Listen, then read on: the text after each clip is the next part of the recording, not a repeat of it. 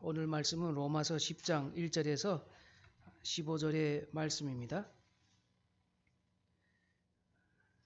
제가 먼저 읽고 여러분들이 그 다음 읽으시면 되겠습니다. 로마서 10장 1절에서 13절까지 읽겠습니다. 형제들아, 내 마음에 원하는 바와 하나님께 구하는 바는 이스라엘을 위함이니 곧 저희로 구원을 얻게 함이라. 내가 증거하노니 너희가 하나님께 열심히 있으나 지식을 쫓은 것이 아니라 하나님의 의를 모르고 자기 의를 세우려고 힘써 하나님의 의를 복종치 아니하였느니라. 그리스도는 모든 믿는 자에게 의를 이루게 하여 율법의 말씀이 되시니라. 모세가 기록하되 율법으로 말미암는 의를 행하는 사람은 그 의로 살리라 하였거니와 믿음으로 말미암는 의인은 이같이 말하되 내 마음에 누가 하늘에 올라가겠느냐 하지 말라 하니 올라가겠느냐 하면 그리스도를 모셔 내리는 것이요 혹 누가 음부에 내려가겠느냐 하지 말라 하니 내려가겠느냐 하면 그리스도를 죽은 자 가운데서 모셔 올리려는 것이라. 그러면 무엇을 말하느뇨 말씀이 내게 가까워 내 입에 있으며 내 마음에 있다 하였으니 곧 우리가 전파하는 믿음의 말씀이라. 네가 만일 내 입으로 예수를 주로 시인하며 또 하나님께서 그를 죽은 자 가운데서 살린 것을 내 마음에 믿으면 구원을 얻으리니. 사람이 마음으로 믿어 의에 이르고 입으로 시인하여 구원에 이르느니라. 성경에 이르되 누구든지 저를 믿는 자는 부끄러움을 당하지 아니하리라 하니. 유대인이나 헬라인이나 차별이 없습니다. 한 주께서 모든 사람의 주가 되사 저를 부르는 모든 사람에게 부여하시도다. 함께 읽겠습니다. 누구든지 주의 이름을 부르는 자는 구원을 얻으리라. 아멘. 로마서 9장에서 하나님의 영원한 작정을 살펴보고 있었습니다. 지난주와 또 지지난주 어떤 사람을 구원하시기 위해서 선택하시고 어떤 사람을 멸하실지에 대해서 하나님께 유기하신다라는 이런 내용으로 살펴봤습니다. 이러한 하나님의 뜻에 대해서 우리는 불의하다고 말할 수 없으며 하나님을 허물하고 대적할 수가 없다라는 것을 살펴봤습니다. 사도는 또 이에 대해서 이렇게 말합니다. 이 사람아, 내가 니기에 감히 하나님께 반문하느냐. 하나님의 선택은 바로 하나님의 기쁘신 뜻에 있다라는 것을 알 수가 있습니다. 하나님이 하시는 일은 우리가 다 알 수가 없습니다. 하나님의 은밀한 계획 가운데 있기 때문입니다. 그리고 우리는 지난주에 토기장의 비유를 봤습니다. 공의의 하나님은 멸하시기로 작정한 그러한 진노의 그릇을 만드셨음에도 불구하고 하나님이 그럼에도 불구하고 만드셨어요. 하나님이 타락한 인간도 하나님의 형상대로 지으셨다는 것이죠. 그러셨음에도 불구하고 하나님께서 오래 참으시고 관용하시는 분이시다라는 것을 봤고요. 그것을 보면서 긍휼의 그릇을 입은 우리가 선택받은 우리가 하나님의 은혜의 풍성함을 깨닫게 하려는 그러한 목적을 가지고 있다. 우리가 그걸 가지고 또 하나님의 긍휼하심을 바라보며 산다라는 것을 봤습니다. 그런데 이 긍휼의 그릇은 유대인뿐만 아니라 이방인 중에서도 부르신 자들이 있음을 볼 수가 있습니다. 오늘은 하나님께서 구약시대에 선택한 이스라엘, 선택하신 백성인 이스라엘을 거부하시고 부름받은 이방인들의 믿음에 대한 반응을 부름받은 이방인들에 대해서 그 이방인들이 그 믿음에 대해서 어떻게 반응하고 해야 되는가라는 것에 대해서 살펴보려고 합니다. 그래서 오늘 말씀을 살펴보기 위해서 오늘은 9장 30절부터 보겠습니다. 그래서 9장 30절 33절을 함께 읽겠습니다. 그런즉 우리가 무슨 말하리요? 의를 쫓지 아니한 이방인들이 의를 얻었으니 곧 믿음에서 난 의요 의의 법을 쫓아간 이스라엘은 법에 이르지 못하였으니 어찌 그러하느뇨. 의가 믿음에 의지하지 않고 행위에 의지함이라 부딪힐 돌에 부딪혔느니라. 기록된 바 보라 내가 부딪히는 돌과 거치는 반석을 시온에 드노니 저를 믿는 자는 부끄러움을 당치 아니하리라 함과 같으니라. 여기 오늘 9장 30절의 말씀을 보면 이방인과 이스라엘은 쫓은 것이 다릅니다. 무엇을 쫓았나 이렇게 보면 택함 받은 자들만 이렇게 하나님께서 긍휼하게 여기신다고 지난 시간에 확인했는데요. 이스라엘에서도 택함 받은 자들만 이렇게 남은 자들만 이렇게 긍휼하게 됩니다. 교회에 다니기만 하면 이렇게 구원이 확보되어 있는 것은 당연히 아니죠.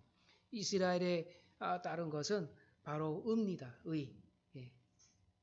의를 쫓았지만 결국 율법에 이르지 못했다고 합니다. 반면에 의를 쫓지 않던 사람들, 다시 말해서 이방인들이 의를 얻었다고 이렇게 나옵니다. 의를 쫓지 않는 사람들은 이렇게 어떤 사람이었습니까? 의를 쫓지 않는 사람은 로마서 1장 18절에서부터 보시면 하나님의 진노가 불의로 진리를 막는 사람들의 모든 경건치 않음과 불의에 대하여 하늘로 쫓아 나타나나니 라고 이렇게 말씀하면서 로마서 1장 18절 이하를 보시면 불경한 사람들과 불의한 사람들, 그리고 또 20절에서 하나님의 능력을 창조전에 하나님께서 창조에 대해서 하나님의 능력을 보여주었음에도 불구하고 하나님을 알지 못하는 그러한 핑계치 못할 그러한 사람들입니다. 그리고 또 21절에서 로마서 1장에서 보면 그렇습니다. 21절에서 하나님을 영광롭게도 하지 않고 감사하지도 아니하고 이렇게 우상을 숭배했던 사람들입니다. 이 사람들의 의를 쫓지 않은 사람들이었죠. 이렇게 하나님의 국률로 의를 쫓지 않던 이방인들이 의를 쫓지 않았다라는 게 어느 정도인지 알겠죠. 불경하고 불의하고 하나님께 감사하지도 않고 하나님을 창조 세계에 하나님을 알려줬음에도 불구하고 그것을 우상으로 숭배했던 이러한 하나님께서 이렇게 의를 쫓지 않던 이런 사람들에게 의를 얻도록 해 주셨습니다.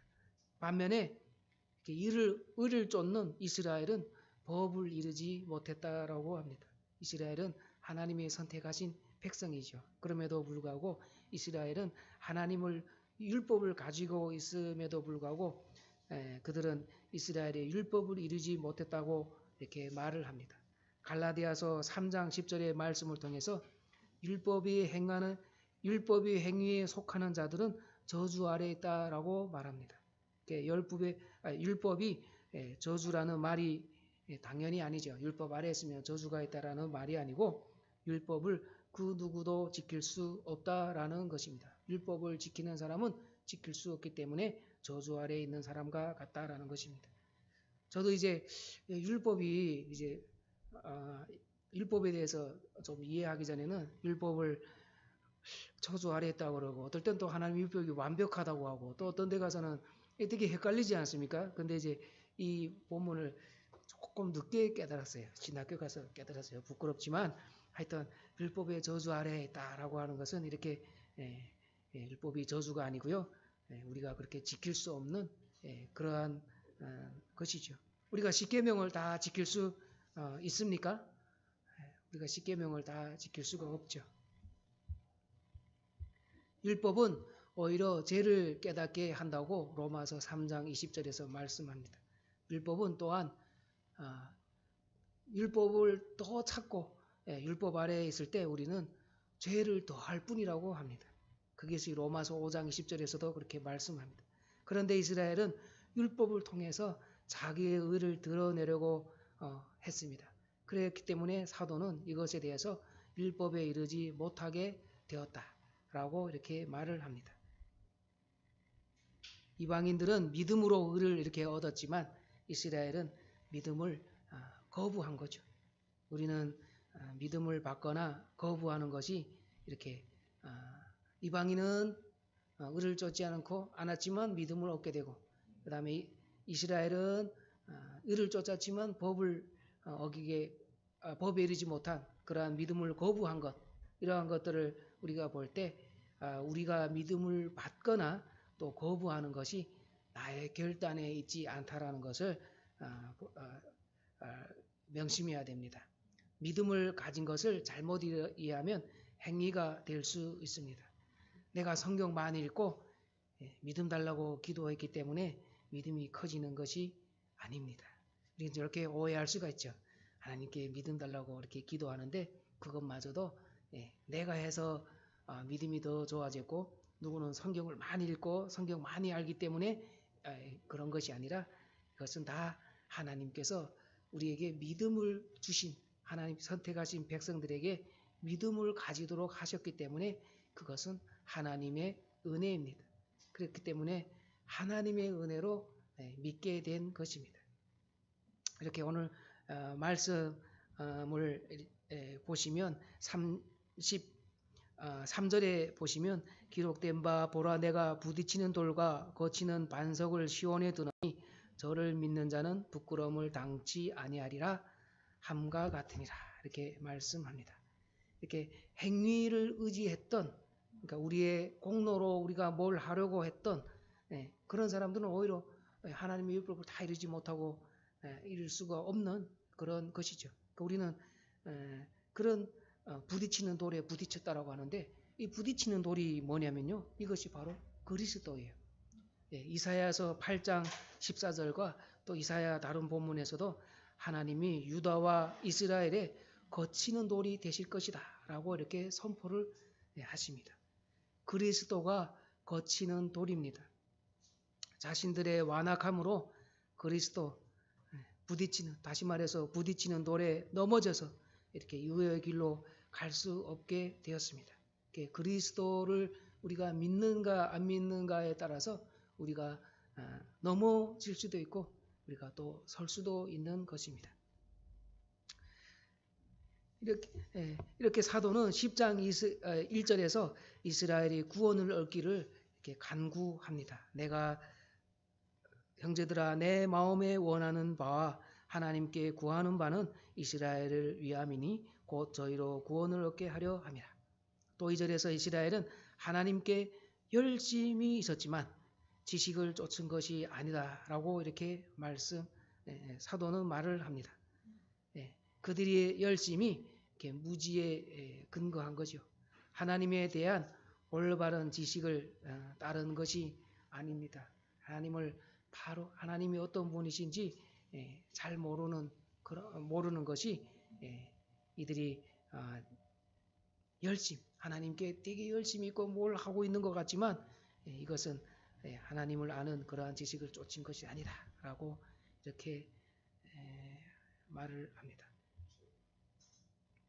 그들은 이렇게 하나님께 무지했기 때문에 3절에서 보시면 하나님의 의를 모르고 자기의 의를 세우려고 힘써 하나님의 의를 복종치 아니하였느니라 라고 사도는 말합니다. 하나님에 대해서 무지하고 하나님의 지식을 잘 모르는 이런 사람들은 모르기 때문에 자기의 의를 쫓을 수밖에 없어요. 하나님의 의는 하나님이 우리에게 선물로 주신 의입니다. 우리에게서 의를 포기하지 않으면 하나님의 의에 복종할 수가 없습니다. 하나님의 의는 그리스도를 우리에게 주신 것입니다. 그리스도의 의를 얻고자 하는 사람은 반드시 자기의 의를 버려야 됩니다. 하나님의 의를 얻기 위해서 우리 자신의 의를 완전히 제거해야 됩니다. 나에게 조금의 의라도 가지고 있다라고 생각하시면 지금 내려놓읍시다. 이렇게 우리는 자기의 의가 조금이라고 있다라고 이렇게 생각하고 사는 것, 우리가 무엇을 해야 하나님께 도움이 될 것 같은 그러한 행위들은 다 자기 의를 세우려고 하는 그런 것이고 우리가 선한 일을 하는 것까지도 그리스도 안에서 하지 않으면 그것도 다 자기 의입니다. 우리가 교회에서 누구를 위해서 봉사를 하든지 그런 것도 다 그리스도 안에서 해야 됩니다. 그래서 그렇기 때문에 오늘 우리가 율법을 이루지 못했다라고 했을 때 율법을 우리가 이룰 수 있는 것이 아니죠. 율법을 알면 알수록 우리는 더더욱더 죄를 깨닫게 되고 또 범죄하게 되고 우리는 더더욱더 율법의 저주를 받는 그러한 사람으로 남을 수밖에 없습니다. 우리는 그렇기 때문에 율법을 성취하신 분 바로 그리스도를 믿어야 됩니다. 예수님께서 율법의 마침이다라고 이렇게 4절에서 말씀합니다. 예수님은 사람들의 의를 이루기 위해서 이렇게 율법의 마침이 됐었어요. 그리스도를 믿는 사람들을 위해서 의가 되었습니다.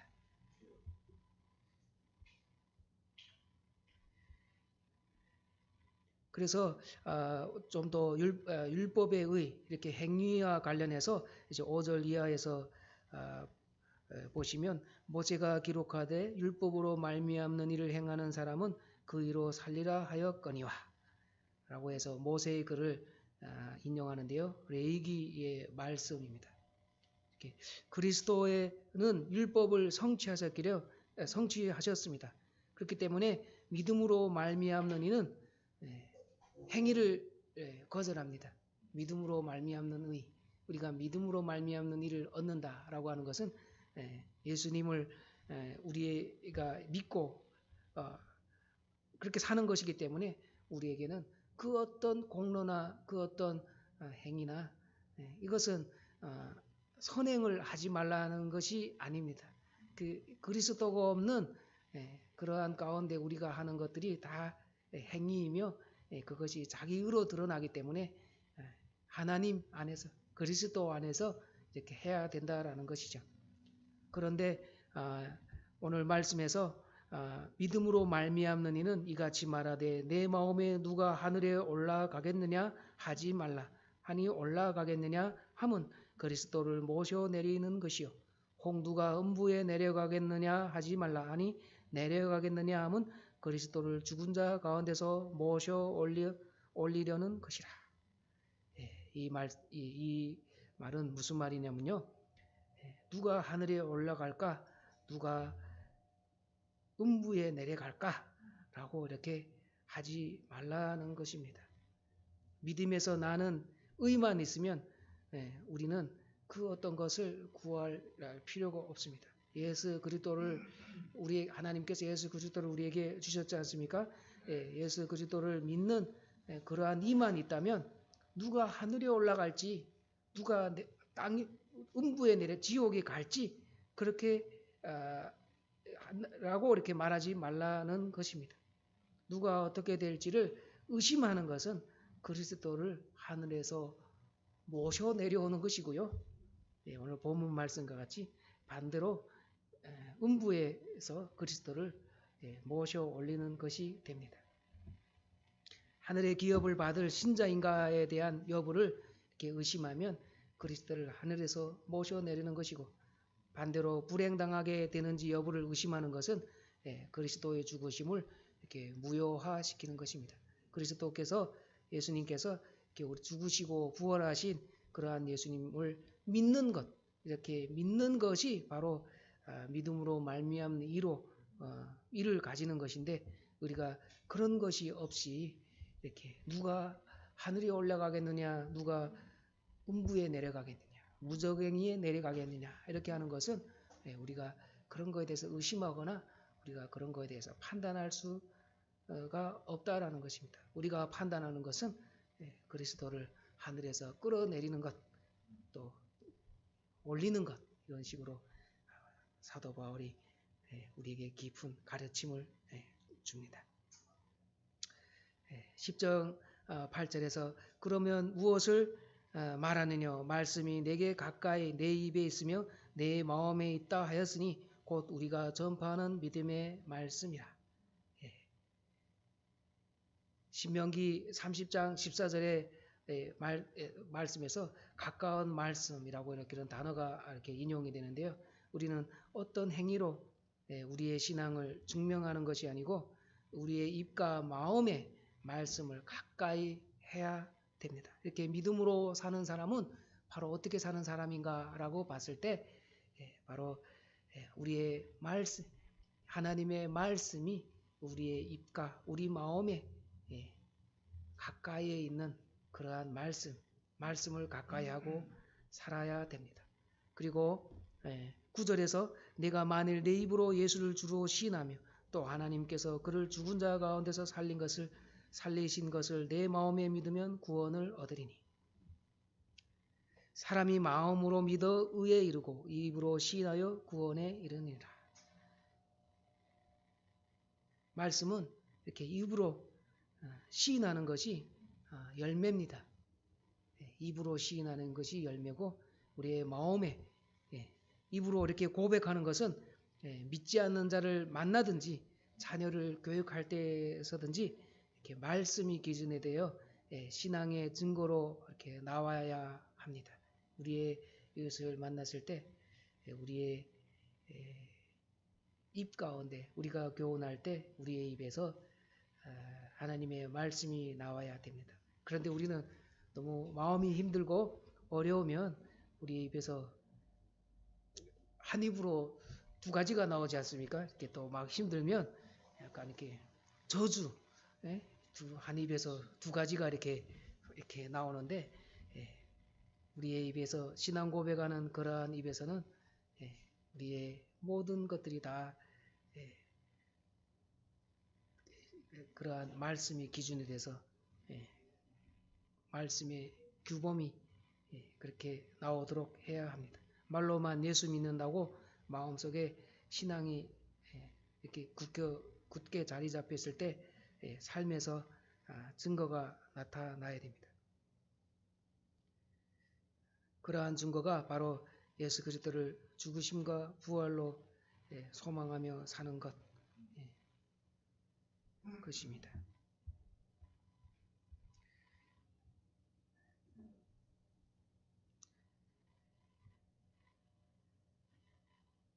누구든지 저를 믿는 자는 부끄러움을 당하지 아니하리라 라고 이렇게 11절에서 말씀하는데요. 믿음이 없는 것을 이렇게 부끄럽게 생각하라는 말씀입니다. 우리가 믿음이 없는 것이 정말 부끄러운 것이죠. 가진 것이 없어서 입지 못해서 남보다 잘 입지 못해서 부끄러운 게 아니죠. 내가 남들한테 손가락질 받는다고 생각하는 것과 또 다른 사람들의 시선의 방향이 나한테로 쏠려 있을 때 그때 부끄러운 것이 아닙니다. 이렇게 사람이 타락과 비참함에 사는 존재임에도 불구하고 구원에 이를 때 예수님을 믿어 구원에 이를 때 그때는 비참함에서 벗어나게 되고 부끄러움을 당하지 않는 그러한 사람이 되죠. 그래서 누구든지 주의 이름을 부르는 자는 구원을 받으리라. 이것은 어떤 인종차별이 없습니다. 인종차별을 가져서도 안 됩니다. 우리는 우리의 믿지 않는 사람들과 그리고 가족도 마찬가지죠. 지금 우리 한국 사회는 기독교 문화나 기독교 사회가 아니죠. 제가 교회에서 전도사를 할지라도 우리 집안이 기독교 문화로 이렇게 가는 문화는 아니지 않습니까? 우리가 대체로 다 할 문화가 거의 다 기독교적인 그런 세계관으로 가야 되는데 대체로 이제 약간 교회와 집과 이렇게 분리되어서 이렇게 보일 수 있는데 우리는 정말 우리 자녀들에게도 복음을 전해야 됩니다. 자녀들에게도 선교해야 돼요. 자녀도 선교예요. 선교대상. 그럴 때 우리는 부유하게 된다. 우리가 하나님을 믿을 때 부유하게 되고 하나님에 대한 믿음이 없을 때는 우리가 부끄러운 줄 알고 그렇게 살아야 됩니다. 이렇게 하나님께서 의를 쫓지 않는 이방인에 대해서 이방인들이 어떤 사람이었는지 우리가 로마서 1장 18절 이하에서 살펴본 것 같이 그렇게 우리는 비참하고 죄와 사망으로 가야 될 그러한 존재였지만 하나님께서 의를 얻도록 하셨어요. 그것이 바로 예수 그리스도를 믿는 믿음입니다. 이러한 믿음을 가진 우리는 말씀과 우리의 신앙 고백과 또 우리의 마음에 있는 것이 입으로 나와야 되죠. 그냥 우리가 말로만 주여 주여 한다든지. 저도 이제 한국에 올 때 저한테 복음을 전한 동생이 있었는데 얼마나 그 머리도 좋은지 성경 말씀을 해요. 그럼 엄청 재밌어요.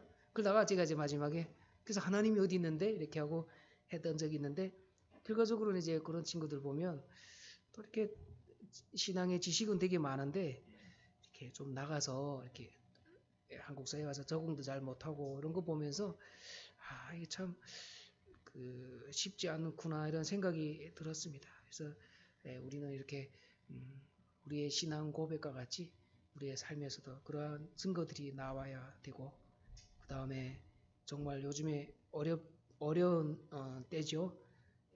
코로나19로 인해서 정말 또 거의 뭐 3단계 같은 2단계를 지금 거치고 있고 그 다음에 뭐 폭우로 54일간의 폭우로 또 많은 사람들이 피해를 입었고 또 태풍이 온다고 해서 뭐가 날아가지 않을까봐 괜히 걱정이 되고 그렇습니다. 이렇게 어려울 때 우리는 더더욱더 누구를 찾아야 되겠습니까? 주님을 찾읍시다. 주님을 찾고 주의 하나님께서 이 어려운 시기를 해결해 주실 것을 믿고 하나님께 간절히 구하는 저와 여러분이 되시길 바랍니다. 기도하겠습니다. 하나님 아버지, 정말 구원받을 그러한 자격이나 조건을 갖추지 않았음에도 불구하고 하나님의 뜻하심 가운데 주께서 어디에 있든지 우리를 부르시고 예수님을 믿음으로 말미암아 우리에게 하나님의 자녀가 되는 그러한 은혜를 주셨습니다. 하나님, 주께서 주신 그 은혜에 우리가 감사하며 살게 하여 주시옵시고 하나님, 정말 우리의 신앙 고백과 우리의 믿음과 우리의 모든 삶들이 다 하나님의 영광을 위하여 사는 그러한 삶이 되게 하나님 도와주시옵소서. 이러한 어려운 시기를 지나가는 가운데서 언젠가 장마가 지나가면 또 해가 나겠지 이렇게 생각하는 그러한 마음이 아니라 정말 하나님께서 섭리하시고 하나님께서 통치하시는 이 땅에서 우리가 하나님을 바라보며 우리가 말씀을 듣기 전에 기도했던 것 같이 하나님께 회개하며 나아가는 그러한 열린교회와 성도들이 되게 하나님 도와주시옵소서. 하나님 이전에게 또 남은 기도 시간에 주께서 우리의 간절히 구하는 그 기도에 응답하여 주실 줄 믿사오며 예수님 이름으로 기도드립니다. 아멘.